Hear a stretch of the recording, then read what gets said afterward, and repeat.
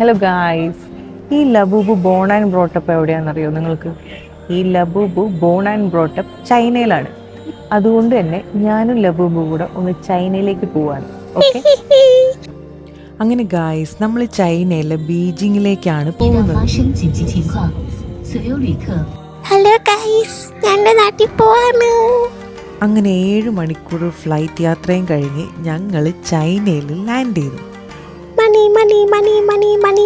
ഈ കാണുന്ന Chinese Juan നമ്മുടെ നാട്ടിൽ ഏകദേശം 1200 രൂപ. അങ്ങനെ എല്ലാം കഴിഞ്ഞ് നമ്മുടെ ലബൂബിനൊന്ന് വാഷ്റൂമിൽ പോകണമെന്ന് പറഞ്ഞു. വാഷ്റൂമിൽ പോയപ്പോഴാണ് ഞാൻ ഈ ഒരു സംഭവം കണ്ടത്. Toilet seat cover. അടിപൊളിയല്ലേ? സത്യം പറഞ്ഞാൽ പബ്ലിക് ടോയ്ലറ്റുകളിലൊക്കെ ഈ ഒരു ടോയ്ലറ്റ് കവർ ശരിക്കും ഹെൽപ്ഫുള്ളാണ്. എന്തൊക്കെയുണ്ടെന്ന് പറഞ്ഞിട്ട് എന്താ ഗൈസ്, വാഷ്റൂമിൽ വെള്ളമില്ല, ടിഷ്യൂ പേപ്പറാണ്. ഗൈസ്, ഞാനങ്ങനെ എൻ്റെ സ്വന്തം നാട്ടിലെത്തി. ഞാനൊരു കാര്യം നോട്ടീസ് ചെയ്തത്, ചൈനയിലെ റോഡുകളൊക്കെ നല്ല നീറ്റ് ആൻഡ് ക്ലീൻ ആണ്. നമ്മുടെ നാട്ടിലത്തെ പോലെയൊന്നും അല്ല കേട്ടോ ചൈന. നമ്മുടെ ലബൂബുവിന്റെ രാജ്യം സത്യം പറഞ്ഞാൽ യൂറോപ്യൻ കൺട്രീസിനേക്കാളും നീറ്റ് ആൻഡ് ക്ലീൻ ആണ് ഗൈസ്. അങ്ങനെ ഞാനും ലബൂബും ബീജിങ്ങിൽ നമ്മൾ ബുക്ക് ചെയ്ത് നമ്മളുടെ ഹോട്ടലിലെത്തി. ഇതാണ് ഗൈസ് നമ്മുടെ ഹോട്ടലിന്റെ റിസപ്ഷൻ.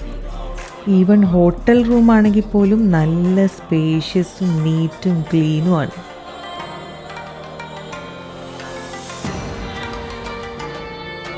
അങ്ങനെ ഈ കാണുന്നതാണ് നമ്മുടെ റൂമിൽ നിന്നുള്ള വ്യൂ.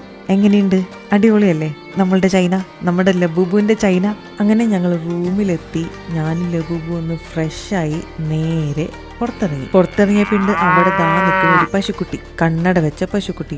കണ്ണട വെച്ചവരോട് പണ്ടേ നമ്മൾക്കൊരു വീക്ക്നെസ് ആയതുകൊണ്ട് ഞങ്ങൾ കുറച്ച് ഫോട്ടോസൊക്കെ എടുത്തതിന് ശേഷം നമ്മൾ ബീജിങ്ങിലെ സ്ട്രീറ്റിൽ കൂടെ ചെറിയൊരു വോക്കിന് പോയി. അങ്ങനെ നടന്ന് നമ്മൾ ഫോർബിഡൻ സിറ്റിയിലെത്തി. ഫോർബിഡൻ സിറ്റിയുടെ പരിസരത്ത് നമ്മൾക്ക് ചൈനീസ് ട്രഡീഷണൽ ഡ്രസ്സ് ഇട്ട കുട്ടികളെയും ലേഡീസിനെയും ഒക്കെ കാണാൻ പറ്റും.